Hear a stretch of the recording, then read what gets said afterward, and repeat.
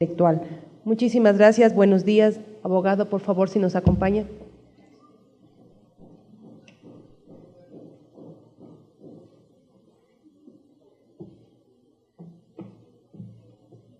¿Cuál es? Esta de aquí. Media hora, ¿no? Sí. Después procedemos a las preguntas. Ya, gracias.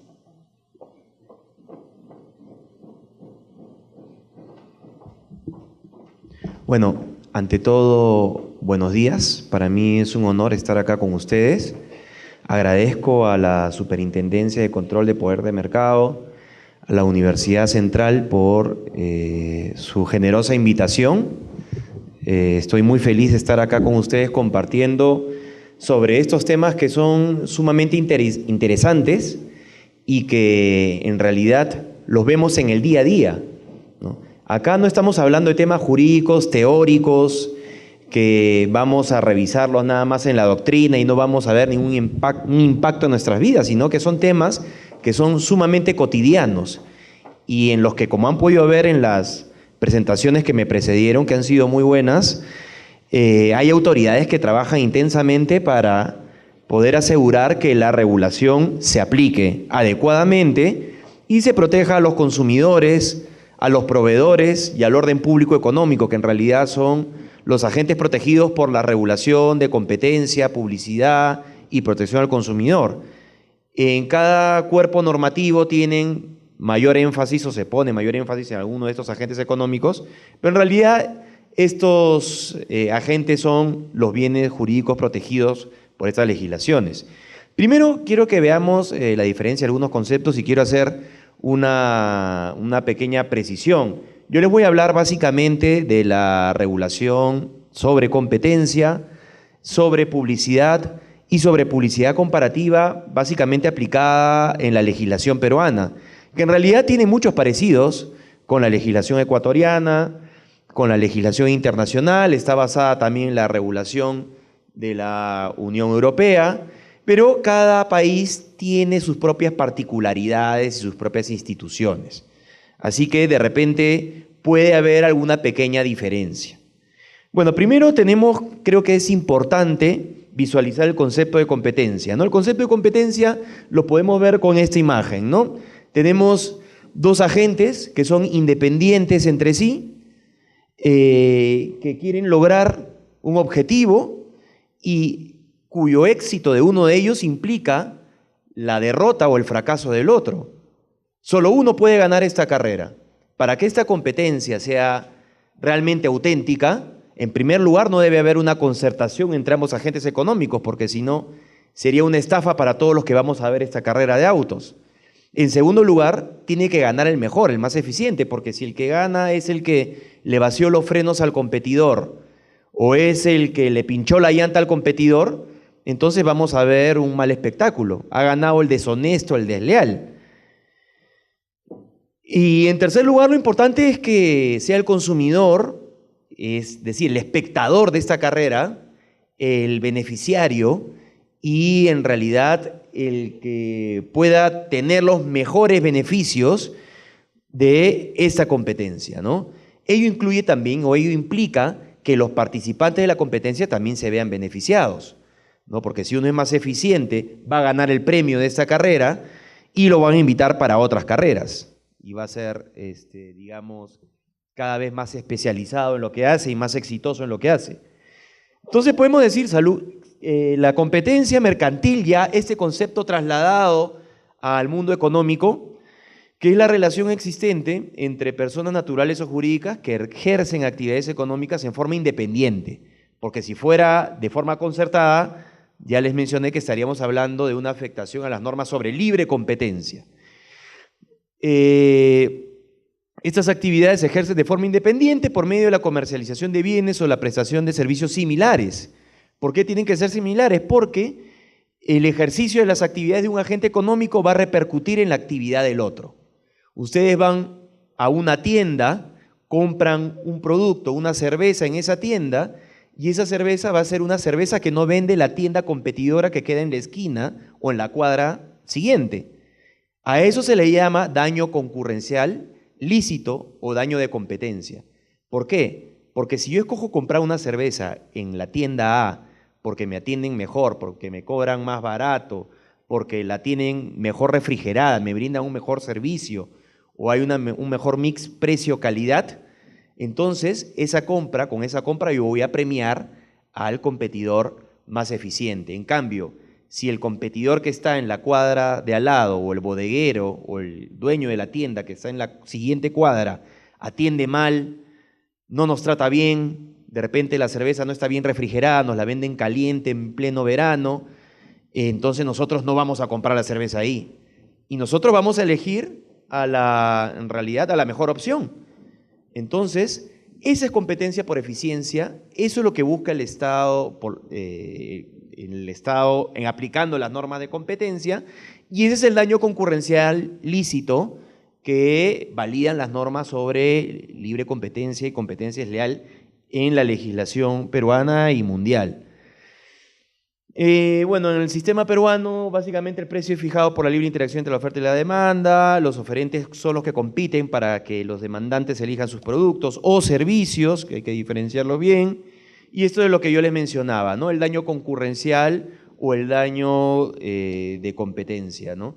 Lo que queremos es que en el mercado queden los más eficientes, porque son los que van a satisfacer de mejor manera los intereses de los consumidores. Como le mencionaba, el beneficiado es el consumidor. Ahora, es importante diferenciar, o aclarar que en el sistema peruano se diferencian dos cuerpos normativos importantes. Se diferencian las normas sobre libre competencia, o lo que se conoce en el derecho internacional como la legislación antitrust, ¿no? Que tiene pues origen en la Sherman Act, como se ha mencionado, o las leyes antimonopolios, que lo que buscan es sancionar las prácticas de abuso de posición de dominio, es decir, de abuso de los monopolios, o, de otro lado, las prácticas restrictivas de la libre competencia, que son las colusiones, los cárteles, es decir, cuando los proveedores se ponen de acuerdo para poner un precio determinado que no esté fijado por la oferta y la demanda, con lo cual en realidad están afectando a los consumidores y al mercado en general. Este sistema de libre competencia lo que trata de hacer es asegurar que existan las condiciones mínimas para que exista la competencia. Es el derecho antitrust. Y de otro lado está el derecho de represión de la competencia desleal, que lo que busca es que, dadas las condiciones mínimas para que exista competencia, ésta se pueda desarrollar de manera leal y honesta para satisfacer el interés de los consumidores, para resguardar el interés de los proveedores y en realidad para resguardar el orden público económico.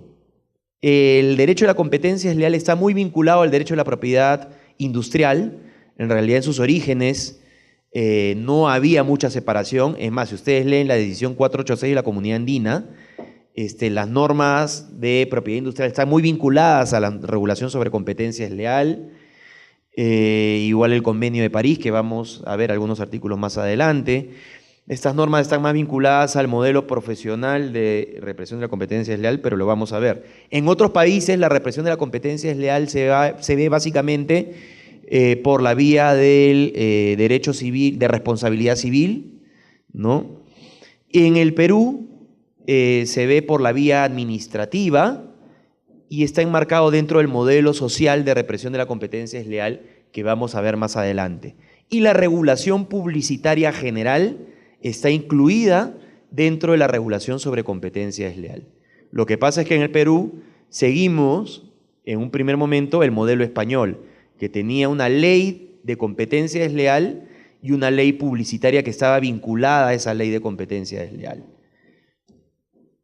Acá algún cuadro con las principales diferencias entre la regulación de competencia desleal y la regulación sobre libre competencia, que en el Perú se llama Ley de Represión de Conductas Anticompetitivas, ¿no? Básicamente, la Ley de Represión de la Competencia Desleal protege el proceso competitivo en su conjunto, que implica la tutela de todos los agentes que intervienen en el mercado.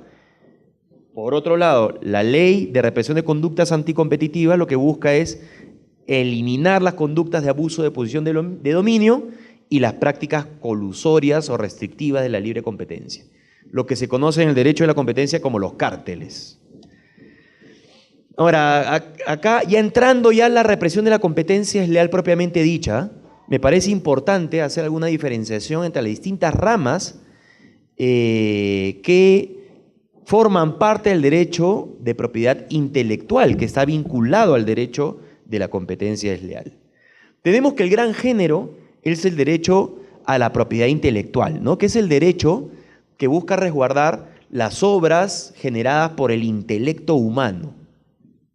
Ahora, dentro del derecho de propiedad intelectual, en la doctrina, básicamente se reconocen dos ramas principales: los derechos de autor, estamos hablando de las obras, los cuadros, las composiciones musicales, artísticas en general, las novelas, que está vinculado con el derecho humano de poder crear obras, de creación de obras, y de otro lado la faceta más comercial, que está vinculada a la propiedad industrial.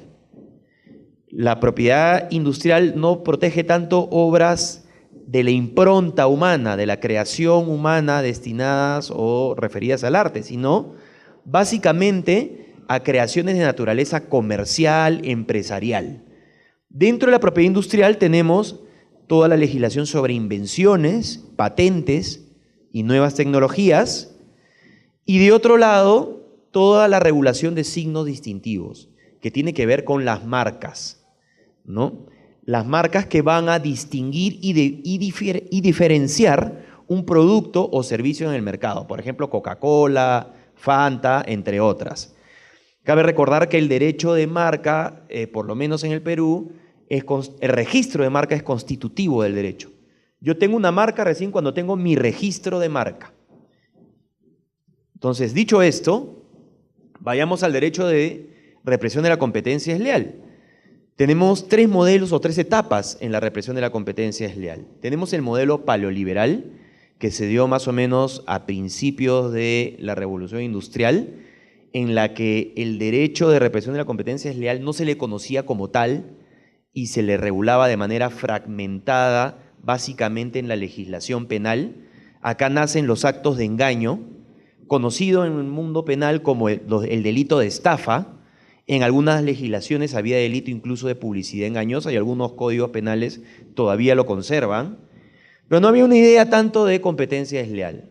Luego surge el modelo profesional, que surge básicamente en la Revolución Industrial. Acá es cuando el derecho de represión de la competencia desleal nace íntimamente vinculado al derecho de propiedad industrial. ¿Por qué? Porque los empresarios, los gremios empresariales que eran muy fuertes en esa época, empiezan a ver que la demanda se ve desviada por oportunistas, por malos empresarios, empresarios deshonestos, que básicamente copiaban los productos originales para engañar al consumidor. Entonces, ¿qué era lo que generaban estos malos empresarios? Que el consumidor, al tener una mala experiencia, piense que todos los productos de esa rama eran malos. Pensaba que todos los empresarios eran deshonestos o que todos los productos eran engañosos. Entonces, a los empresarios honestos les convenía tener un cuerpo legal que los proteja. Y es por eso que surgen estas normas de competencia desleal vinculada básicamente al derecho de propiedad industrial. Vinculada, acá nacen los actos, por ejemplo, de confusión, que es la generación de error respecto al origen empresarial de un producto o servicio, los actos de engaño, ¿no? Pero vinculados a la desviación de la clientela de manera desleal, los actos de denigración, vinculados a la generación de descrédito de una marca en particular. Entonces luego hemos pasado ya a una última etapa, que es en la que se encuentra el sistema peruano, digamos, de represión de la competencia desleal, que es el modelo social. El agente económico protegido ya no es tanto el proveedor, sino el consumidor. El acto de engaño no está tanto enfocado en proteger al proveedor que ve desviada su clientela, sino en proteger al consumidor que se ve defraudado por una información que le ha generado expectativas que no se han cumplido en la realidad. Entonces, teniendo en cuenta el modelo social de represión de la competencia desleal, vamos a ver cómo esta evolución ha generado que la publicidad comparativa pueda ser permitida, pero bajo determinados supuestos. Bueno, acá el Convenio de París que les hablaba, que es 1883 y que ha tenido distintas modificaciones, es una norma sumamente antigua, pero en su momento muy innovadora y muy interesante, ¿no? Acá tenemos un ejemplo del modelo profesional, ¿no? Se habla que la protección de la propiedad industrial tiene por objeto varias cosas, entre ellas la represión de la competencia desleal. Claro, la represión de la competencia desleal nace muy vinculada a la propiedad industrial. Por ejemplo, se señala en el artículo 10 bis de este convenio que los países de la Unión están obligados a asegurar a los nacionales una protección eficaz contra la competencia desleal, ¿no? Y constituye un acto de competencia desleal todo acto de competencia contrario a los usos honestos en materia industrial o comercial. Ojo, esto es un convenio internacional pionero a nivel internacional en materia de propiedad industrial y competencia desleal. Y en particular deberán prohibirse, según este convenio, cualquier acto de generar confusión. Acá tenemos ya los actos de confusión, ¿no? Inicialmente regulados en una norma internacional. También los actos de denigración, ¿no? Las aseveraciones falsas en el ejercicio del comercio capaces de desacreditar el establecimiento de los productos o la actividad industrial o comercial de un competidor. Y las indicaciones o aseveraciones cuyo empleo en el ejercicio del comercio puede inducir al público a error. Acá los actos de engaño. También tenemos la edición 486 de la Comunidad Andina, norma aplicable a Ecuador y a Perú. Se considera desleal todo acto vinculado a la propiedad industrial realizado en el ámbito empresarial que sea contrario a los usos y prácticas honestos.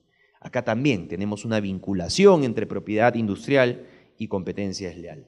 Dicho esto, ahora vamos a revisar algunos conceptos sobre publicidad que muy bien se han avanzado en la presentación anterior. Pero vamos a hacer cómo la legislación peruana los ha precisado que de manera muy parecida a la legislación ecuatoriana. ¿Qué es la publicidad? Es toda forma de comunicación.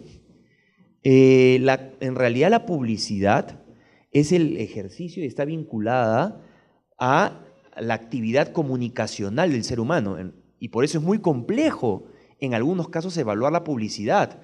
Una publicidad va a tener una interpretación distinta dependiendo del contexto social histórico en el que se difunda, dependiendo de la coyuntura, dependiendo de la interpretación y del background cultural que tenga el consumidor que la pueda ver. Por eso, a una misma publicidad se le puede dar una interpretación distinta dependiendo del lugar o del momento en el que se difunda. Y por eso es muy importante determinar qué es lo que entendería el consumidor que ha visto o que es capaz de percibir esa publicidad. Tenemos que ponernos en los zapatos de ese consumidor. Por ejemplo, en el Perú hubo un caso de un producto que vendía, o una empresa que vendía unas lavadoras y decía decía USA, la marca, y USA, y con los colores representativos de la bandera norteamericana. Entonces, cualquier consumidor que ve esa imagen frontal podría pensar que el producto proviene de Estados Unidos, pero uno veía la parte trasera del producto y decía Made in PRC. ¿Alguien sabe qué significa PRC? Yo no lo sabía hasta ver ese caso. Significa People's Republic of China. O sea, en vez de poner Made in China o Made in China, decía Made in PRC. Obviamente nadie sabía que el producto venía de China, veía la parte principal, veía USA y veía los colores de la bandera norteamericana. Cuando el Indecopi les preguntó, señores, ¿por qué ustedes han puesto USA? El anunciante dijo, no, yo no quise decir que el producto venía de Estados Unidos, sino que USA significa que uses mi marca. Entonces era una interpretación forzada, alambicada, que obviamente no se ponía en los zapatos del consumidor. Por eso es irrelevante lo que piense el anunciante o lo que quiso decir. Lo que importa es lo que entiende el consumidor. Entonces, es toda forma de comunicación difundida a través de cualquier medio de soporte, el Internet. Ahora, con la tecnología, tenemos nuevos medios de comunicación.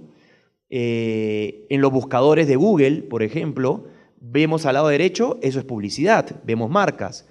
Ahora vemos el SEM, el SEO, que son indicaciones de marketing digital. Por ejemplo, los primeros resultados que salen son publicidad, son pagados. No es que aleatoriamente el buscador haya sacado esos resultados, sino que han sido pagados y por lo tanto son publicidad. Esto es lo que vemos en la radio, en la televisión, en las redes sociales, en el Facebook. Ahora están de moda los tweets, no salen personajes famosos sacando un tweet y por ese tweet le pagan pues $400.000, $1 millón, solamente por escribir un tweet. Es en realidad toda una revolución en la publicidad y en el comercio internacional. Bueno, esta comunicación debe ser apta o dirigida a promover directa o indirectamente la imagen, marcas, productos o servicios de una persona, empresa o entidad en el ejercicio de su actividad comercial, industrial o profesional. Es decir, no es una comunicación neutra, pues. Es una comunicación que tiene la finalidad de convencernos para que compremos un producto o contratemos un servicio. Por lo tanto, es un testimonio de parte del anunciante. Es una comunicación que tiene una intención determinada, que es la que quiere generar que optemos por una decisión de consumo. Y obviamente se realiza en el marco de una actividad de concurrencia, ¿no? Promoviendo la contratación o la realización de transacciones para satisfacer intereses empresariales.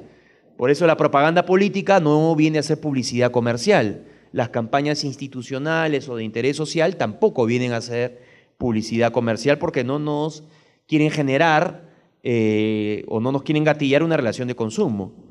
Por ejemplo, en este caso, Luz del Sur es una empresa distribuidora de energía eléctrica que difundió este volante y ustedes dirán, ¿pero qué empresa se puede ver afectada por este volante, esta publicidad institucional? Bueno, la empresa que fabrica estos enchufes o estos conectores eléctricos, que en el encarte original se ve la marca y está saliendo una llamarada y está siendo utilizado de acuerdo a como debiera ser utilizado. Entonces, esta empresa denunció a la empresa de distribución eléctrica por una publicidad denigratoria. Lo que le dijo el Indecopi es, mira, esto en realidad no es publicidad porque la empresa Luz del Sur no está promoviendo la venta de un producto o un servicio, está tratando de hacer una campaña de interés social.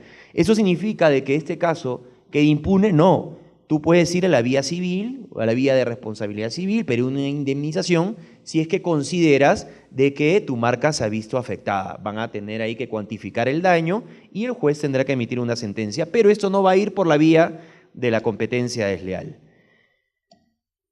Acá tenemos un caso de un alcalde que un postulante alcalde de una campaña municipal.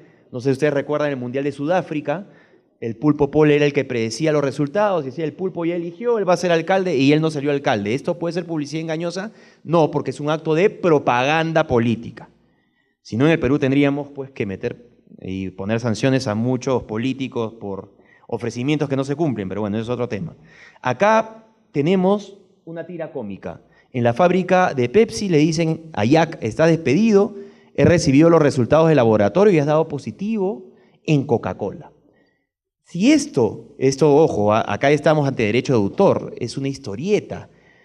En principio no está sujeto a las normas de competencia desleal o de publicidad, pero si esta tira cómica estuviera publicada en un encarte de Coca-Cola, ahí estaríamos hablando de un caso de publicidad. Sería un caso de publicidad alusiva y habría que ver si es denigratoria o adhesiva y podría ser objeto de una sanción. O si en el diario en el que fue publicada se descubre que recibió un dinero por parte de Coca-Cola para que pueda publicar esta tira cómica, es decir, no es el ejercicio de la creatividad del historietista, sino que es un acto pagado, ya sería un acto de competencia desleal y también podría ser pasible de sanción. Bueno, acá una publicidad difundida en Facebook, solamente para decirle que esto es publicidad. Entonces, en resumen, la publicidad tiene una triple función, una función de información, una función de persuasión y también el ser un mecanismo de competencia. Toda publicidad busca informarnos sobre algo, busca darnos a conocer algo. Y esto es importantísimo porque en el Perú ya se reconoce que la publicidad es la base fundamental del desarrollo económico, una de las bases fundamentales. ¿Por qué? Porque una mejor publicidad genera una mayor transparencia en el mercado. Esto reduce la asimetría informativa que existe entre el proveedor y el consumidor. Esa diferencia de información que hay entre el consumidor y el proveedor, que implica que el proveedor sabe más del producto que vende que el consumidor, porque el consumidor solo sabe lo que le dice el proveedor, ¿no? La publicidad busca o tiene como fin reducir esa asimetría. Y es por eso que una buena publicidad genera una mayor transparencia en el mercado. Esto genera un consumidor informado, un consumidor que sabe realmente lo que quiere. A eso es lo que aspiramos. Este consumidor que sabe lo que quiere es un consumidor exigente, porque ya no lo van a engañar tan fácilmente. Esto genera competencia, pues los proveedores saben que no van a engañar fácilmente a los consumidores y se van a tener que esforzar más en competir por sus preferencias. ¿Cómo uno compite de mejor manera? Bueno, por calidad o precio o por una combinación más eficiente de estos factores. Esto fortalece el mercado.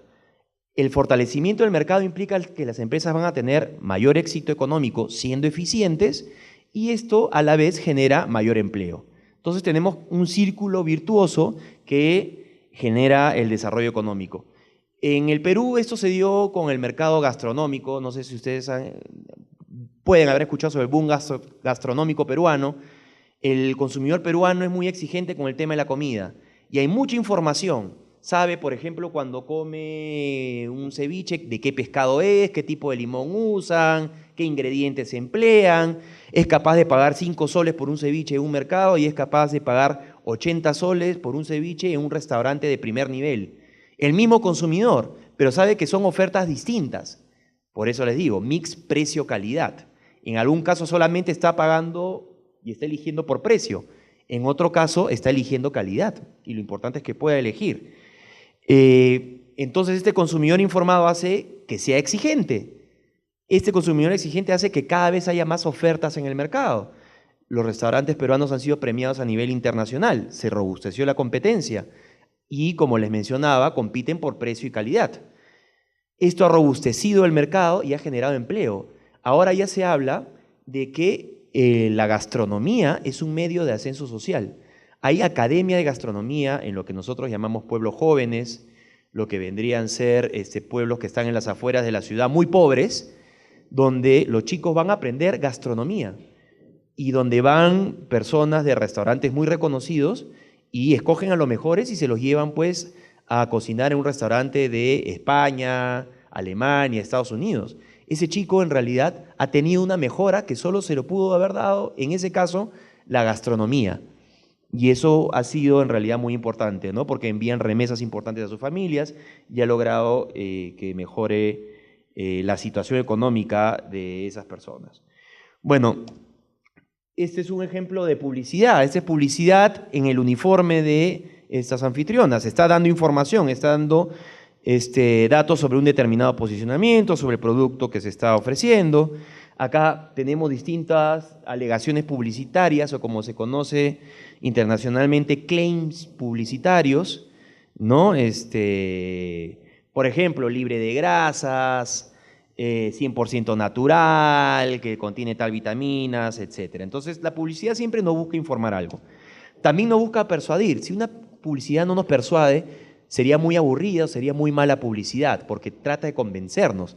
Claro, la legislación y las autoridades tenemos que asegurar que en el ejercicio de esa persuasión no se infrinjan normas. Incluso en algunos casos se infringen normas de orden público.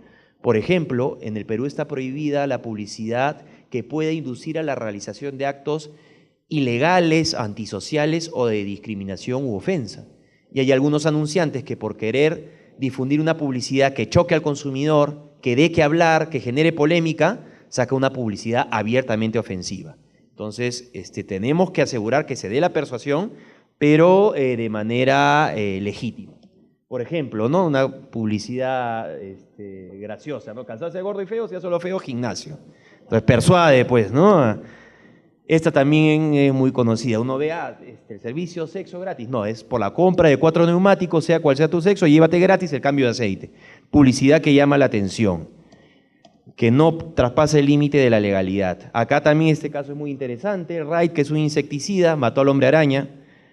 Entonces, tema por hombre araña. Y bueno, como mecanismo de competencia, mediante la publicidad podemos nosotros contrastar las distintas ofertas que hay en el mercado y elegir la que mejor se adecue a nuestros intereses. Acá entra la publicidad comparativa, como vamos a ver más adelante. Esta es una calle en Estados Unidos. Acá vemos toda la publicidad que nos deja mareados, pero acá vemos que se hace explícita la competencia. Entonces, ya entrando a la publicidad comparativa, primero quisiera hacer una clasificación, ¿no? Tenemos el gran género de la publicidad alusiva, es decir, la publicidad en la cual se alude a un competidor. Esa alusión puede ser de distintas maneras, puede ser adhesiva, es decir, me adhiero, exploto la reputación de este competidor. Acá ya estamos ya entrando al terreno de la ilegalidad. Luego tenemos la publicidad denigratoria, la publicidad que utiliza la marca ajena para generarle descrédito. ¿Para qué? Para que el consumidor no compre el producto del proveedor desacreditado, sino para que compre su propio producto. Luego tenemos la publicidad comparativa, que a nivel internacional y en el Perú está permitida, pero bajo ciertos parámetros. La publicidad equiparadora, que en el Perú está permitida también bajo ciertos parámetros. Vamos a ver con detalle estas dos modalidades. Pero en estos casos, lo que se requiere percibir es una alusión inequívoca, directa o indirecta, sobre la oferta del otro agente económico, incluso mediante la utilización de signos distintivos ajenos. Y acá ya entramos ya con el límite y con las fricciones que puede haber con el derecho de propiedad industrial, porque se estaría usando marcas o signos distintivos precisamente para comparar. Entonces, esta alusión puede ser indirecta. Por ejemplo, en Perú se dio un caso que generó mucha polémica, porque hubo un grupo musical que se llama Líbido, que era la imagen de una empresa de telefonía. Entonces, siempre salía en la publicidad de esta empresa de telefonía y siempre hablaba sobre los beneficios de esta empresa de telefonía, pero terminó el contrato con esta empresa y justo la empresa de la competencia al mes siguiente los contrata para que sea su imagen. Entonces, ellos al mes siguiente, habiendo sido imagen de la empresa anterior, dicen, nosotros nos cambiamos a Claro, ¿no? Porque nos gusta la calidad de su señal, descubrimos que nos atiende mejor, etc. Esa publicidad, que en un contexto hubiera podido ser inocua y no, en realidad, no hace referencia a ninguna empresa, dada esa situación empresarial, daba a entender al consumidor de que estaban comparando a Claro con Telefónica, porque Telefónica era la marca que los había contratado anteriormente. Y esas afirmaciones se entendían en un contexto comparativo. Entonces, cuando decían, nos gusta la calidad de su señal, se decía, tiene mejor señal que la otra empresa. Descubrimos que te atiende mejor, te atiende mejor que la otra empresa. Entonces, si estamos ante publicidad comparativa, tienen que acreditar la veracidad de esas afirmaciones. Si no la acreditan, ya están infringiendo la regulación sobre publicidad comparativa. Entonces, acá tenemos que había una alusión, pero indirecta. ¿Y qué era lo que marcaba la alusión? El contexto empresarial del momento en el que se difundieron los anuncios publicitarios. Entonces, la publicidad comparativa para la legislación peruana se encuentra incluida dentro de los actos de comparación, que son una rama más amplia de actos de competencia desleal. ¿En qué consiste la comparación? En presentar las ventajas de la oferta propia frente a la oferta de la competencia. ¿Para qué? Para, como dice el nombre de este tipo de publicidad, yo pueda comparar y pueda elegir al que nos ofrezca mejores facilidades, mejores beneficios.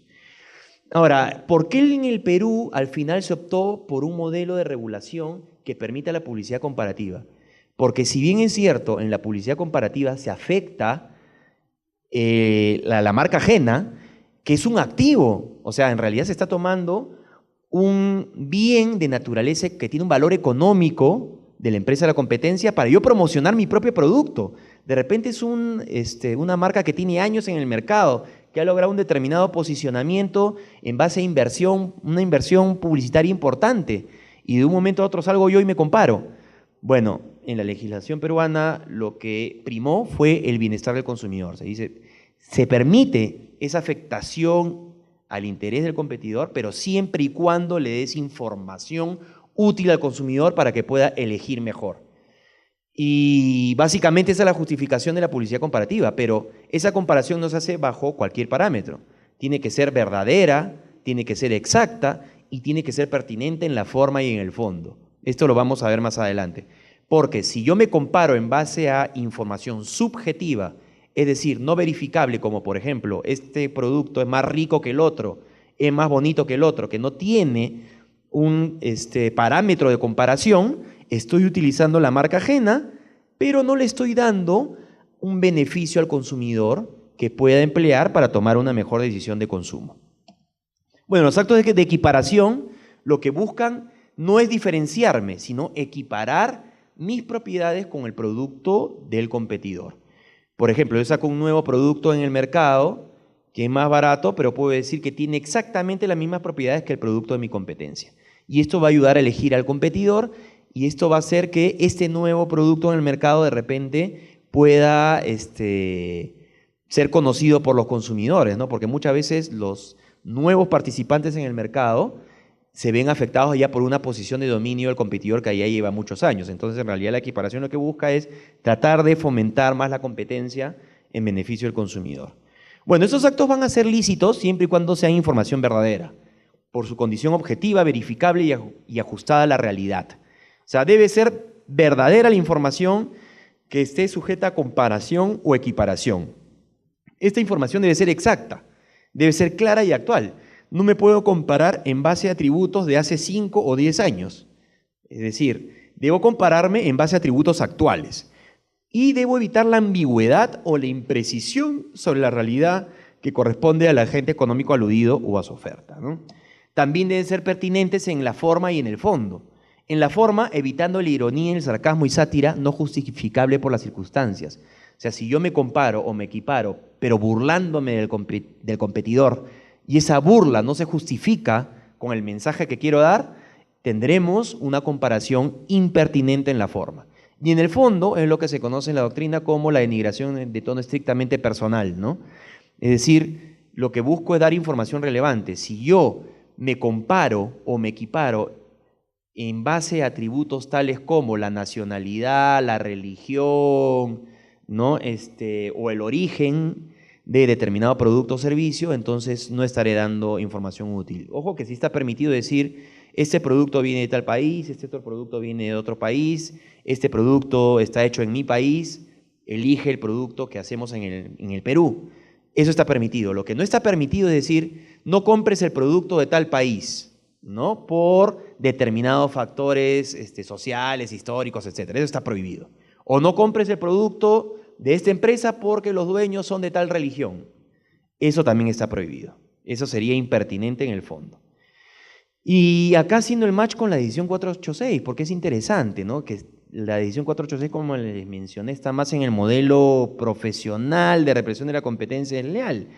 Y establece que el derecho a una marca confiere al titular el impedir lo siguiente, ¿no? Usar en el comercio un signo idéntico o similar, pero habla de una marca notoriamente conocida respecto de cualquiera de los productos o servicios cuando ello pudiese causar al titular del registro un daño económico o comercial injusto por razón de una dilución de la fuerza distintiva, ¿no? Acá hablan de la dilución de la fuerza distintiva, que es un concepto muy interesante, bueno, que va más allá de la presentación de hoy, pero que es una afectación vinculada ya al derecho de propiedad industrial propiamente dicho, ¿no? Cuando se pierde el valor de la marca o del valor comercial o publicitario de la marca, ¿no? Es decir, yo uso la marca para ajena, no para comparar, sino para diluirla, para generar este fenómeno que se conoce en la doctrina como vulgarización de esa marca, ¿no? O para aprovecharme de manera injustificada del prestigio de esa marca, ¿no?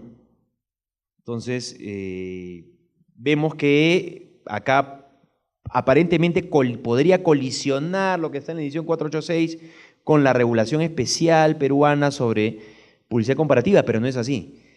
La regulación sobre publicidad comparativa en el Perú lo que busca es darle información al consumidor y la edición 486 lo que busca es evitar que se diluya o se genere confusión respecto de la marca aludida. Eso hay que evaluarlo en cada caso concreto. Entonces, el artículo 156 de esta edición señala que constituye uso de un signo en el comercio por parte de un tercero los siguientes actos: emplear el signo en publicidad, publicaciones, documentos comerciales o comunicaciones escritas o orales, independientemente del medio de comunicación empleado. Y el artículo 57 señala que el registro de marca no confiere a su titular el derecho de prohibir a un tercero usar la marca para anunciar, inclusive en publicidad comparativa. O sea, se reconoce el derecho a ejercer publicidad comparativa. ofrecer en venta o indicar la existencia o disponibilidad de productos o servicios legítimamente marcados, o para indicar la compatibilidad o adecuación de piezas de recambio o de accesorios utilizables con los productos de la marca registrada. Acá viene lo importante: siempre que tal uso sea de buena fe, se limite al propósito de información al público, que es lo que busca la regulación peruana sobre publicidad comparativa, y no sea susceptible de inducirlo a confusión sobre el origen empresarial de los productos o servicios respectivos. Entonces, en resumen, para la legislación peruana, ¿la publicidad comparativa infringe la propiedad industrial? No, porque la publicidad comparativa precisamente busca diferenciar la oferta del anunciante con el competidor aludido. Dentro del modelo social de represión de la competencia desleal, el derecho a la información al consumidor es el bien jurídico más importante en la regulación peruana.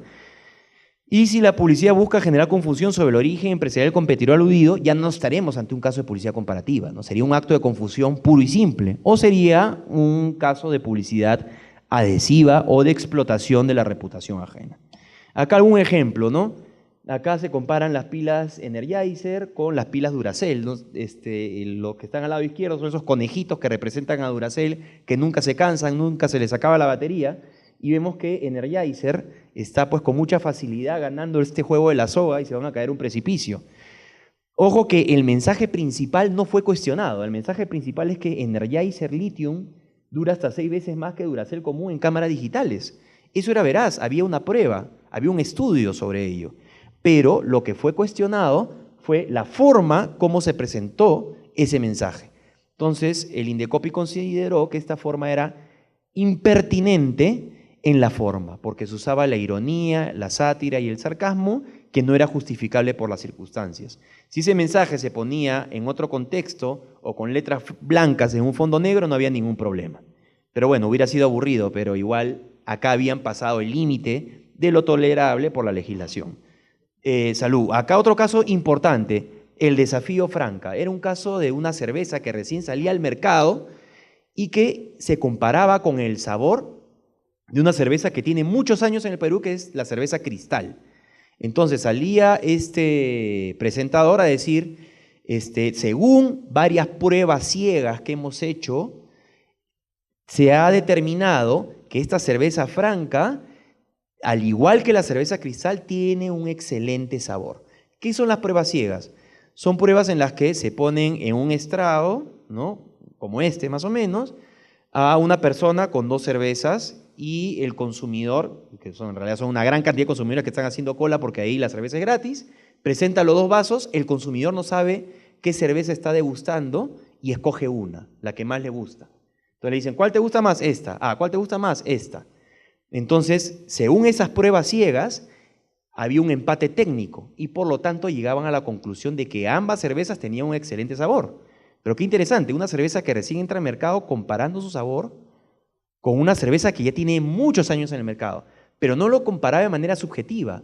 Ellos trataban de darle una imagen de objetividad con estas pruebas ciegas. Entonces, en realidad, ese mensaje estaba sustentado supuestamente en una prueba estadística, en una encuesta. Bueno, ¿qué fue lo que determinó el Indecopi? En primer lugar, que esa prueba ciega no cumplía con los estándares internacionales para ser considerada como tal. ¿Por qué? Porque no estaba debidamente monitoreada toda la cadena de la prueba ciega, es decir, no era de doble ciego, o sea, la persona que te sirve la cerveza no debe saber cuál cerveza es, ¿no? Porque si no, él puede inducir una respuesta. Tampoco estaba monitoreada la compra de la cerveza. Si una cerveza la tienen en un almacén bajo el sol durante un mes, va a saber horrible. De otro lado, no estaba monitoreada la temperatura de los vasos. Entonces, una gran cantidad de factores que podían sesgar los resultados. Y además se determinó que la conclusión de que ambas tienen un excelente sabor implicaba un salto lógico respecto a la prueba ciega, porque ambas cervezas pueden ser horribles en sabor, pero pueden haber tenido un empate estadístico porque el consumidor puede haber escogido el menos malo. Entonces, ello no implica que ambas tenían un excelente sabor y por eso hubo una sanción por parte del Indecopi, ¿no? Y acá tenemos un caso en el que este proveedor se aprovechó de la reputación de una marca conocida mundialmente, ¿no? Este es un taller de mecánica que tenía los colores representativos de la empresa Suzuki, está aludiendo a la marca Suzuki, pero en realidad no tenía ninguna vinculación. El consumidor podía pensar que era un distribuidor autorizado, podría pensar que en realidad venían respuestos originales, cosa que no era cierta, y el Indecopi también consideró que esta publicidad lo que hacía era explotar la reputación de otro agente económico. Algunos otros casos interesantes, ya no tanto de publicidad comparativa, sino de competencia desleal vinculados a la propiedad industrial. En el Perú tenemos que el Indecopi tiene el área de registro de marcas y de infracción marcaria en un órgano funcional distinto del que resuelve los casos de competencia desleal. Entonces se presentó un caso muy interesante. Un importador peruano empezó a registrar como suya marca de suplementos alimenticios o dietéticos que se usan en los gimnasios. ¿Para qué? Para bloquear el ingreso de los demás importadores. Entonces él lo había registrado al Perú como de él, como de su titularidad, solamente para bloquear a los competidores.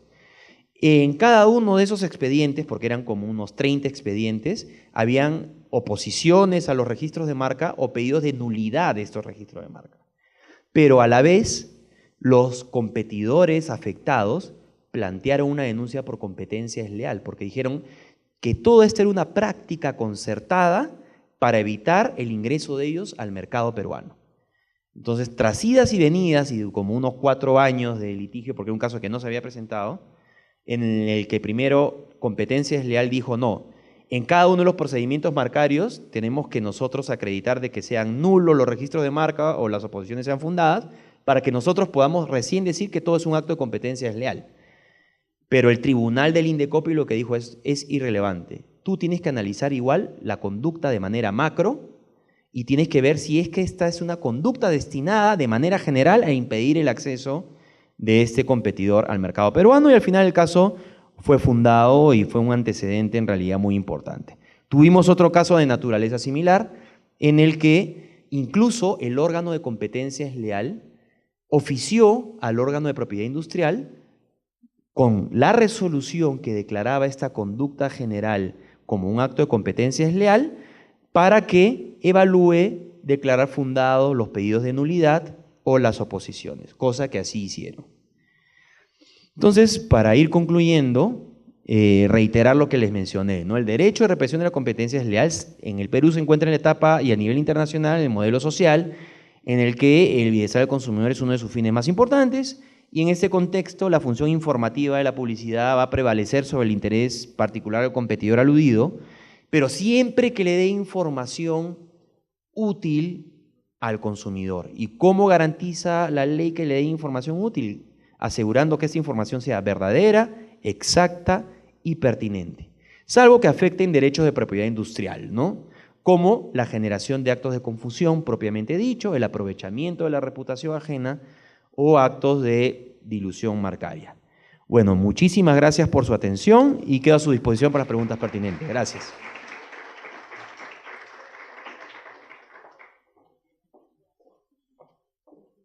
Vamos a proceder a las preguntas, por favor, si alguien tiene una.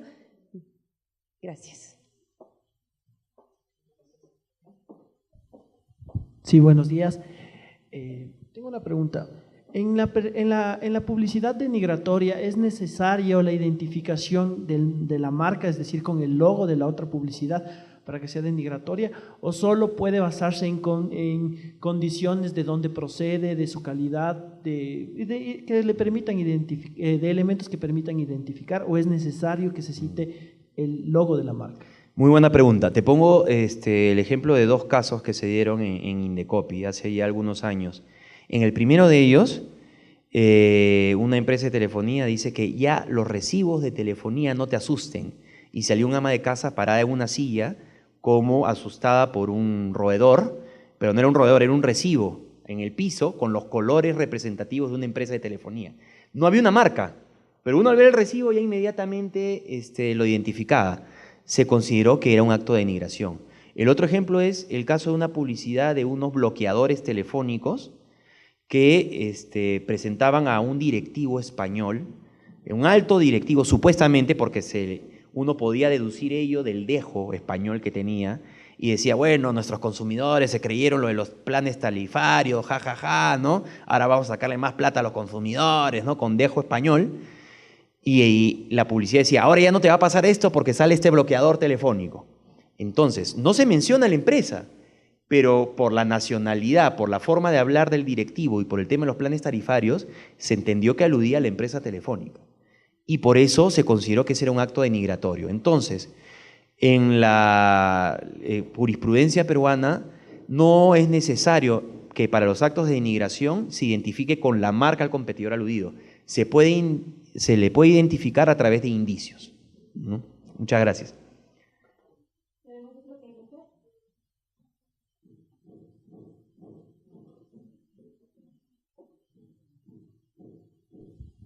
Buenos días, mi nombre es Rafael Rojas. Una pregunta. Por ejemplo, para el tema de normar este tipo de publicidades engañosas en las redes sociales, ¿en el Perú ya se ha considerado algún tipo de estas medidas?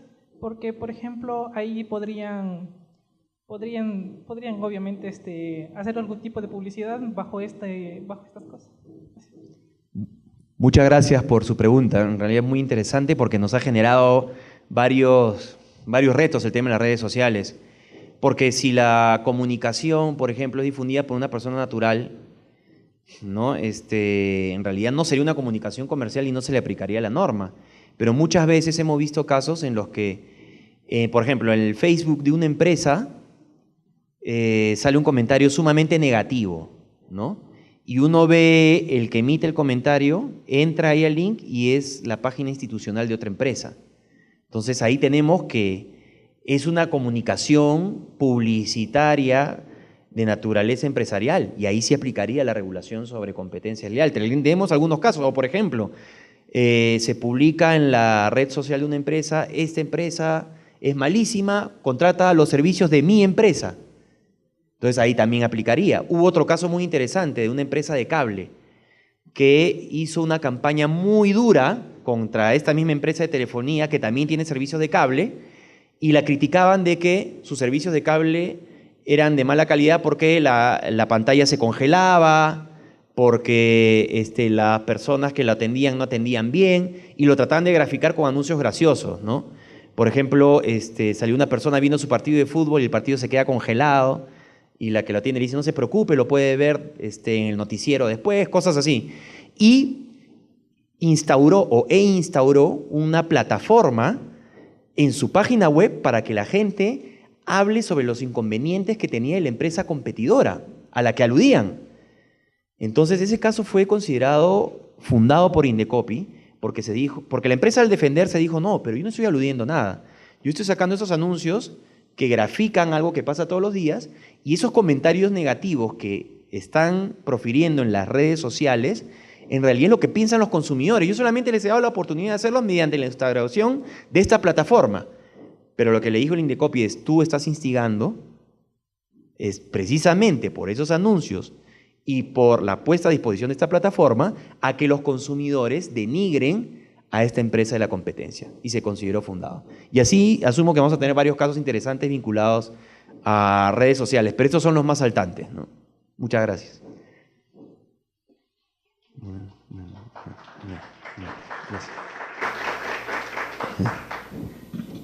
Gracias. Le agradezco mucho su explicación. Yo desafortunadamente llegué un poco tarde, pero lo último que escuché de su presentación es, tenemos que informar a través de la publicidad con la verdad, o tratar de aproximarnos a la verdad, porque qué tan verdadera es la verdad también. En todo caso es un término muy manipulable, el tema de la verdad. Mi preocupación es dentro del área de farmacéutica, que también es un área importante y también somos sujetos a publicidad. Como todos sabemos, hay lo que se denominan las sustancias estupefacientes y psicotrópicas, que están destinadas ¿a qué? A la producción de drogas. Y las drogas, supuestamente, son penalizadas porque afectan al ser humano, ¿no es cierto? Y es un problema que cada vez más es más grave a nivel de toda la humanidad y de todo el mundo. Sin embargo, estas mismas sustancias estupefacientes y psicotrópicas también son utilizadas para medicamentos. Y se supone que los medicamentos sirven para el beneficio de la salud humana. Entonces, ¿cómo establecer un parámetro que nos permita, de alguna manera, tener la información verdadera? Muchas gracias por su pregunta. Hay que ver la legislación especial de cada país. En el Perú, la publicidad de medicamentos de receta médica está prohibida al público en general, salvo determinadas excepciones. Entonces, entiendo que las sustancias psicotrópicas, que son medicamentos, ¿no?, o medicamentos que puedan tener esos efectos, no se pueden publicitar, ¿no?, al público en general. O sea, hay una prohibición absoluta y solamente pueden ser dispensadas por un profesional de la salud, ¿no?, en algunos casos con receta retenida. Ahora, si hablamos de drogas sociales, ¿no?, existe toda una regulación especial. En el Perú la regulación de bebidas alcohólicas tiene ciertas restricciones, como poner la frase de advertencia obligatoria, y tiene una restricción horaria, tiene una restricción también de ubicación de estos anuncios. O sea, existe una regulación por ese lado. Y otras sustancias están completamente prohibidas y ahí sí están. Ahí hablamos de un caso de competencia prohibida, ¿no? No podrían ser publicitadas, ¿no? Ahora, los casos de productos naturales de uso en salud, ¿no?, que no son considerados como medicamentos, sino productos naturales, si son publicitados de manera que exageren sus propiedades o, por ejemplo, si inducen a la realización de actos ilegales, por ejemplo, actos de drogadicción, por decirlo de alguna manera, que en la legislación peruana es considerado como acto ilegal, y una publicidad induce a la realización de esos actos, también es considerado como ilegal y sería sancionable, ¿no? Buenos días, gracias. Buenos días. Usted nos ha mencionado varios casos de análisis de publicidad. ¿Cómo el Indecopi garantiza que estos análisis no sean subjetivos? Muchas gracias por su pregunta. En realidad es siempre la discusión que está en el candelero, ¿no? Porque incluso el tema de la subjetividad también podría ir en los casos de protección al consumidor, ¿no? Y tiene mucho que ver también con el estándar de consumidor, ¿no? ¿Qué consumidor vamos a escoger? ¿El consumidor razonable, el consumidor medio, ¿no? O un consumidor, digamos, sumamente informado. Y en realidad, pues ahí sí, la primera instancia y la segunda instancia administrativa, que son colegiados, tienen una responsabilidad muy grande. Lo que tratamos de hacer para garantizar objetividad es utilizar la jurisprudencia, ¿no? Es decir, en un caso tratamos de resolver siempre teniendo en cuenta los casos anteriores que se citan en las resoluciones, ¿no? Para decir, en este caso se ha tomado este criterio y argumento, si es para alejarme, de todas maneras tengo del criterio anterior, tengo que fundamentarlo de mejor manera, ¿no? Y tengo que decir por qué me alejo de ese criterio, pero nunca puedo dejar de lado los criterios anteriores que ya han mantenido una línea de interpretación de la publicidad. De otro lado, la ley establece que la publicidad debe interpretarse de manera integral y superficial. ¿Cómo es eso? Integral, analizando todo el contenido del anuncio como un paquete informativo, y superficial, evitando las interpretaciones complejas o forzadas, como lo hizo el que vendía estos productos de USA, ¿no? Yo debo interpretar la publicidad como lo haría cualquier consumidor, de manera natural ve el anuncio. Entonces tratamos de ponernos un poco en los zapatos de los consumidores. Ahora, siempre va a haber discusión, ¿no? Por ejemplo, algunos en el caso de Energizer dirían, oigan, pero esto es gracioso, ¿no? En este caso sí es justificable la ironía, ¿no? Porque el mensaje llega mejor. Sí, siempre va a haber un nivel de discrecionalidad. El diseño institucional busca eliminar la discrecionalidad con esta doble instancia, que son órganos colegiados, y con una revisión judicial que tiene acceso a primera y segunda instancia y también derecho a una casación, ¿no? Pero sí, siempre va a estar en el tapete la subjetividad en el análisis publicitario. Muchas gracias. Muchísimas gracias, un honor estar acá. Gracias.